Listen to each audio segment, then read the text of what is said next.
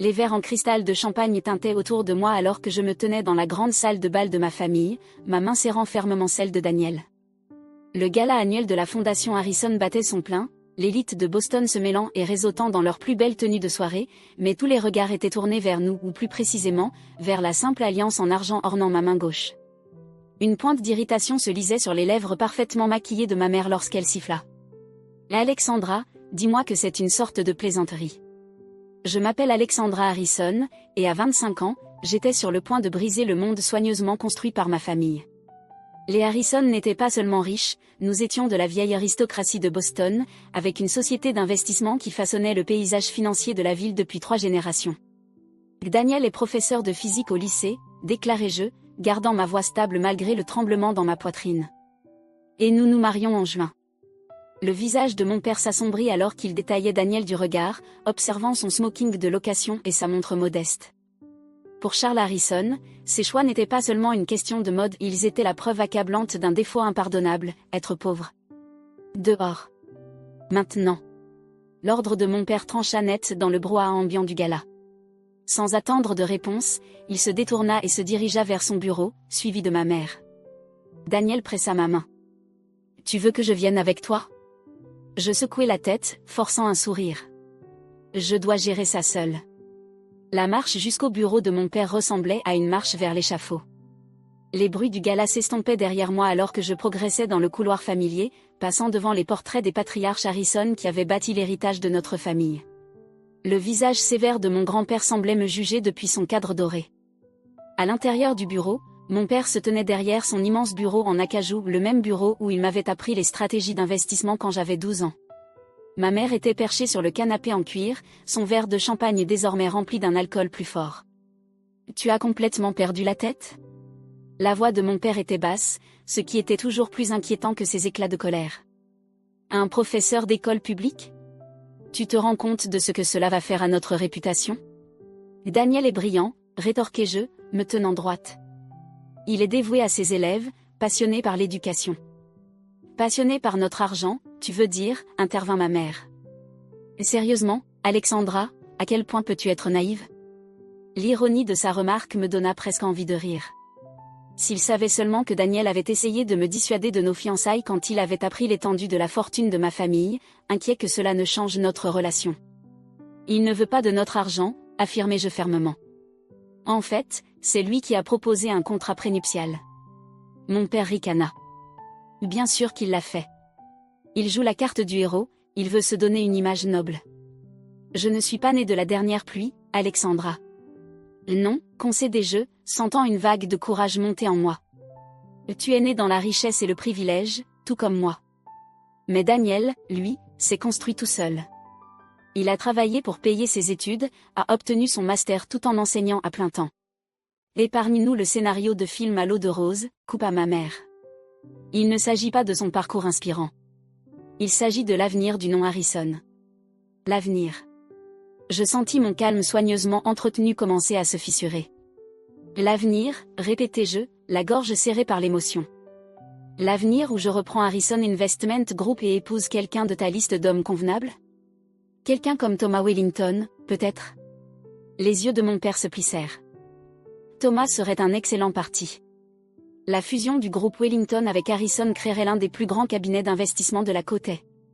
Je n'aime pas Thomas, rétorquai-je. L'amour ? Mon père cracha presque le mot comme s'il s'agissait d'un poison. Tu crois que c'est l'amour qui a construit tout ça ? Il désigna la pièce autour de nous, la richesse qui avait défini notre famille pendant des générations. C'est la stratégie qui a construit ça. Des alliances intelligentes. Comprendre ta place dans l'échiquier. Je pris une profonde inspiration pour me stabiliser. J'épouse Daniel. Je n'ai pas besoin de votre approbation, mais j'aimerais avoir votre bénédiction. Mon père contourna son bureau et s'arrêta juste devant moi. Si tu épouses cet homme, tu n'es plus une Harrison. Plus de fonds fiduciaires. Plus d'héritage. Plus de place dans l'entreprise. Tu seras totalement coupé. C'est ce que tu veux ? La menace flotta un instant entre nous. Le fonds Harrison n'était pas seulement une somme d'argent, c'était la sécurité, les opportunités, le pouvoir. Y renoncer signifiait repartir de zéro.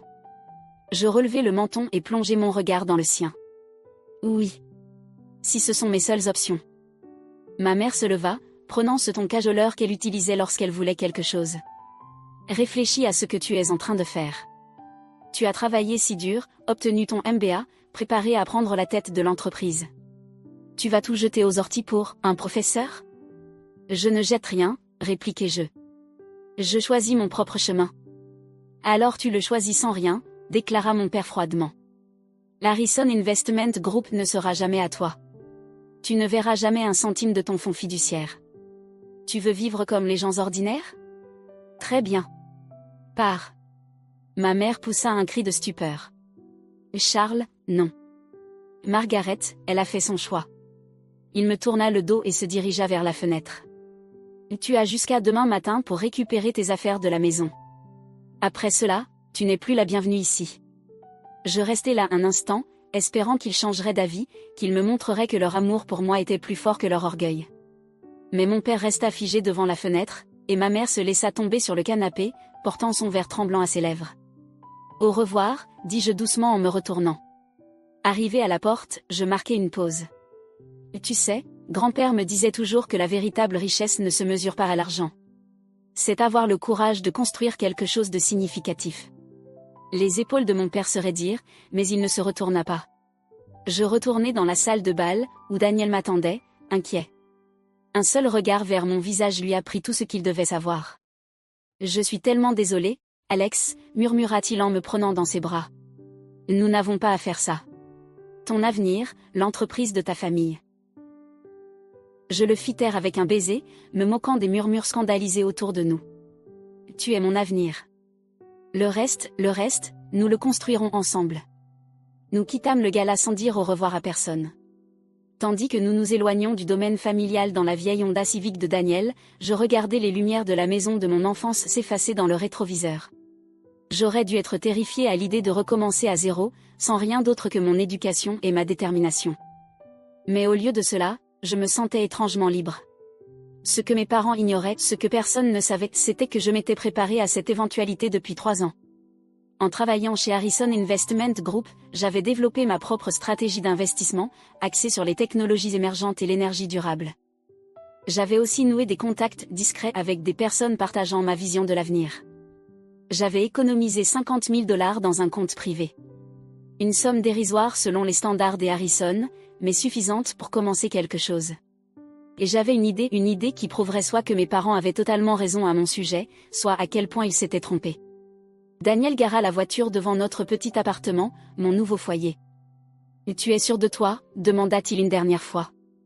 Il n'est pas trop tard pour revenir en arrière. Je le regardais, cet homme brillant et bienveillant, qui enseignait la physique aux enfants des quartiers défavorisés parce qu'il croyait que l'éducation pouvait changer des vies, qui avait soutenu mes rêves même quand ils semblaient impossibles. Oui, dis-je, le cœur serein. Je suis sûr. Je n'ai jamais été aussi sûr de rien, ajoutai-je. Et puis, ils ne m'ont pas seulement donné un ultimatum, ils m'ont lancé un défi. Un défi. Je souris, songeant aux plans qui prenaient déjà forme dans mon esprit. Ils pensent que je ne peux pas réussir sans leur argent et leur connexion. Très bien. Je vais bâtir quelque chose d'encore plus grand que Harrison Investment Group ne l'a jamais été, et je le ferai à ma façon. Ce que je ne savais pas à ce moment-là, c'était à quel point ces mots allaient s'avérer prophétiques. Les 10 années à venir allaient mettre à l'épreuve tout ce que je croyais savoir sur moi-même, sur le monde des affaires et sur la vraie signification de la richesse. Mais cette nuit-là, assise dans la vieille voiture de Daniel, tenant la main de l'homme que j'aimais, je ne ressentais qu'une chose, l'excitation du voyage à venir. Ce que je ne réalisais pas encore, c'était que ce voyage allait me ramener tout droit vers Harrison Investment Group, mais pas de la manière que quiconque aurait pu prévoir. 10 ans peuvent tout changer. J'étais assise dans mon bureau d'angle, au 50e étage d'un gratte-ciel rutilant du centre-ville, les yeux rivés sur l'email qui venait d'apparaître dans ma boîte de réception. L'objet disait « Harrison Investment Group recherche un partenariat stratégique ». « Et tu dois voir ça », dit Sarah Chin, ma directrice financière, depuis l'encadrement de la porte. Elle entra dans la pièce, une tablette à la main. Les finances de Harrison Investment Group viennent d'être rendues publiques. C'est encore pire que ce qu'on pensait. Je pris la tablette et parcourus les chiffres. L'histoire qu'il racontait était sinistre. Harrison Investment Group, autrefois le joyau du quartier financier de Boston, perdait ses clients à une vitesse alarmante. Leur approche d'investissement archaïque n'avait pas su s'adapter aux évolutions du marché. Ils avaient raté le boom technologique, méprisé l'énergie durable comme une mode passagère, et s'étaient accrochés aux placements traditionnels jusqu'à ce qu'il soit trop tard. Leur valeur boursière avait chuté de 60% en un an. Ils cherchent un acheteur, poursuivit Sarah. Je me suis appuyée sur ma chaise, les souvenirs affluent. Il y a 10 ans, j'avais tourné le dos à cette entreprise, à mon héritage, avec rien d'autre que ma détermination et un rêve. Aujourd'hui, en tant que PDG de Phoenix Ventures, je dirigeais une société d'investissement de 500 millions de dollars spécialisée précisément dans les technologies innovantes que mon père avait rejetées. Alex, la voix de Sarah me ramena au présent. Que veux-tu faire ? Je regardais par la fenêtre, observant la ligne d'horizon de Boston. Quelque part là-bas, mon père était probablement assis dans son bureau, essayant de comprendre comment tout avait pu lui échapper. Organise une réunion, dis-je. Mais pas avec mon père. Je veux rencontrer directement le conseil d'administration. La dernière décennie avait été un tourbillon. Après avoir quitté ma famille, je m'étais investi corps et âme dans la construction de Phoenix Ventures à partir de zéro, en commençant avec mes 50 000 $ d'économie. Je me suis concentré sur l'identification de start-up technologiques prometteuses et d'entreprises d'énergie durable que les sociétés traditionnelles négligeaient. Daniel m'a soutenu à chaque étape, multipliant les cours particuliers pour nous aider à subvenir à nos besoins pendant que je lançais l'entreprise. Nous vivions dans un petit appartement, économisions chaque centime et bâtissions lentement notre rêve. Ma première grande opportunité est arrivée après 2 ans, lorsqu'une de nos premières entreprises investies, une petite société de technologie solaire, a été rachetée par un grand groupe énergétique. Le rendement fut suffisamment important pour attirer des investisseurs sérieux. À partir de là, Phoenix Ventures a connu une croissance exponentielle.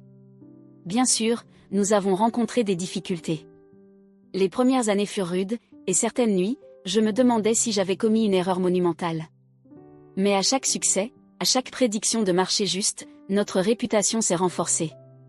Je n'ai jamais utilisé le nom Harrison pour ouvrir des portes. Aux yeux du monde des affaires, je n'étais qu'Alexander Chin, ayant pris le nom de famille de Daniel lorsque nous nous sommes mariés.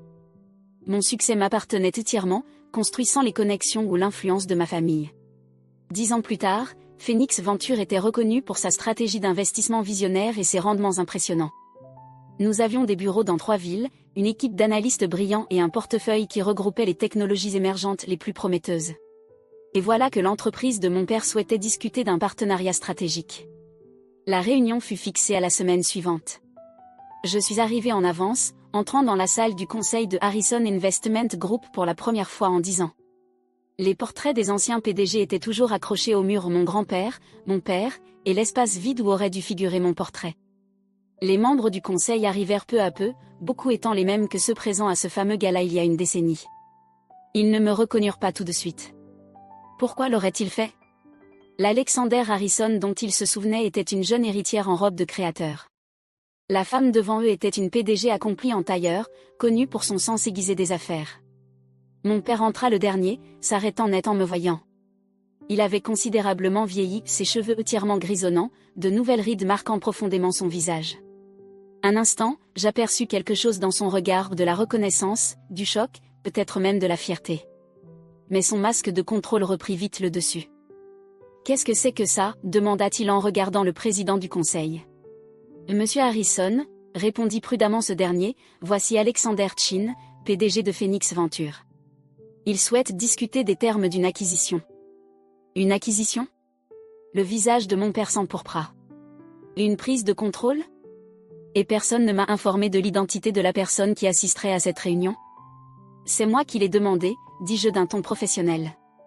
Je voulais que le conseil entende notre proposition sans idée préconçue. Sarah commença à présenter notre offre, une évaluation juste mais ferme de Harrison Investment Group, avec des conditions garantissant la protection des employés tout en modernisant l'entreprise. Pendant qu'elle parlait, j'observais mon père. Je voyais son esprit lutter pour concilier l'image de la fille qu'il avait rejetée avec celle de la femme d'affaires devant lui. Les chiffres avancés par Sarah étaient irréfutables.